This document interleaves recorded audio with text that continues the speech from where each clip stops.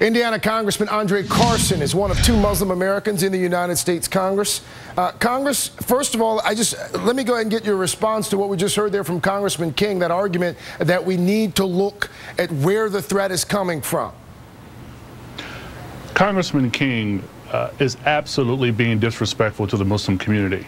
What he is proposing puts a target on the backs of millions of Muslims, including myself, another member of Congress, numerous law enforcement officials, judges, attorneys, educators, and the like, who love this country and who are helping to make this country a better place.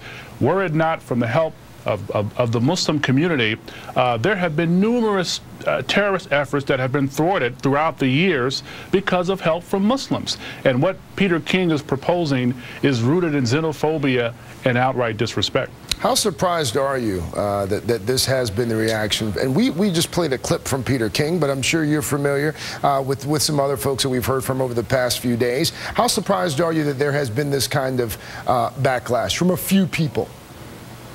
Well, it's disappointing. I can remember several years ago growing up in the black community, whenever there was a bank robbery or a robbery of a local grocery store, people would absolutely cringe because they were hoping that the person was an African American. We're seeing the same thing today essentially in the Muslim community. Whenever there's a terrorist threat or an act like this perpetrated against the wonderful people of Boston, and let me say this, I want to salute and commend the people of Boston and the law enforcement community because, Craig, they're true American heroes. But having said that, Muslims should not be afraid. Muslims must stand up, and Muslims must work together cooperatively with the law enforcement community in bringing people who threaten the community and threaten the faith to justice. And we should note that in the days after the attacks in Boston, and when it was revealed that the 2 suspects are of the Islamic faith, there were a number of Muslims in this country, a number of mosques in this country that held news conferences, that held vigils in an attempt to distance themselves from what we have here. I commend them for that work. Shortly after this terrible tragedy, I met with a group of national Muslim leaders, and there was a brainstorming session about how we can help the law enforcement community and the greater community in a holistic way in helping to prevent these kinds of attacks in the future. So no additional surveillance at all? Well, I think as someone who worked in counterterrorism and counterintelligence, there is an absolute need for us to work together with the law enforcement community. But a lot of the apprehension coming from the Muslim community has roots in legitimacy dating back to the early 20th century and even J. Edgar Hoover's COINTEL program.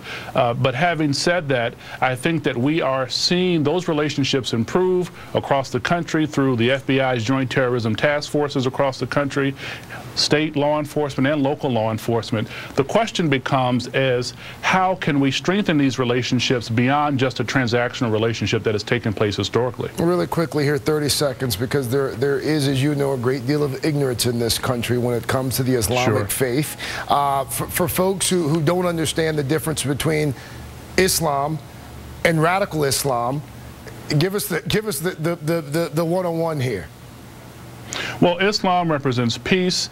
Islam condemns killing people. You know, we often hear the words jihad, but the jihad reference largely references an internal wrestling with good and evil within oneself, not what we're seeing and not what some of the crazies are purporting to represent the faith.